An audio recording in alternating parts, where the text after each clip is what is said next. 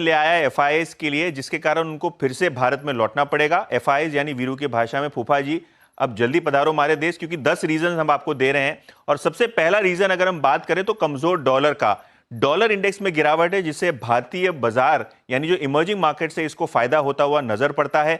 Second बात करें तो आकर्षक वैल्यूएशन। इस करेक्शन के बाद भारतीय बाजार के वैल्यूएशंस ग्रोथ के मुकाबले काफी अच्छे हो चले हैं दूसरे इमर्जिंग मार्केट्स के मुकाबले, और क्रूड भी सस्ता हो गया है। देखिए, क्रूड $65 के नीचे अब कंसिस्टेंटली ट्रेड कर रहा है, जिसके कारण भारत को एक बड़ा फायदा होता है।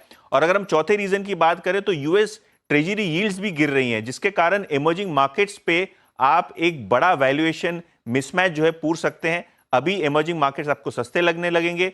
इसके अलावा इंडियन इकोनॉमी कोई एक्सपोर्ट ओरिएंटेड नहीं है, बहुत बड़ा एक्सपोर्ट हम नहीं करते हैं, डोमेस्टिक कंजम्पशन है, जिसके कारण ऑब्वियसली इन्वेस्टर्स की नजर भारत जैसे बड़े देश में आपको देखने को मिलती है।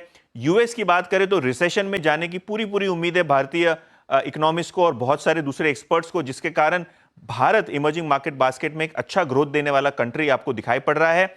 डोमेस्टिक रीजन की बात करें तो आरबीआई लगभग आधे % से ब्याज दरें घटा सकती है 2025 में, और कहीं ना कहीं ये ग्रोथ को स्टिमुलेट करेगा, बैंकों को स्टिमुलेट करेगा, क्रेडिट ग्रोथ को स्टिमुलेट करेगा, तो ये भी एक बड़ा रीजन है। अगर हम 8वें पॉइंट पे आ जाएं तो कहीं ना कहीं महंगाई भी भारतीय बाजार में कंट्रोल में है, इन्फ्लेशन दर जो है घट रहा है, जिसके कारण ऑब्वियसली कंजम्पशन को एक बूस्ट मिलता है।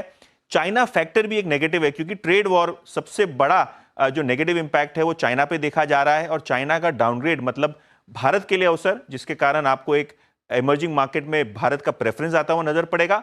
और 10वीं बड़ी बात है मेटल्स और कमोडिटीज में गिरावट, जिसके कारण भारतीय बाजारों के मार्जिन सुधरेंगे, कंजम्पशन को बूस्ट मिलेगा, और ऑटो, इलेक्ट्रॉनिक और कंज्यूमर कंपनियों के मार्जिन पर इसका पॉजिटिव इंपैक्ट रहेगा।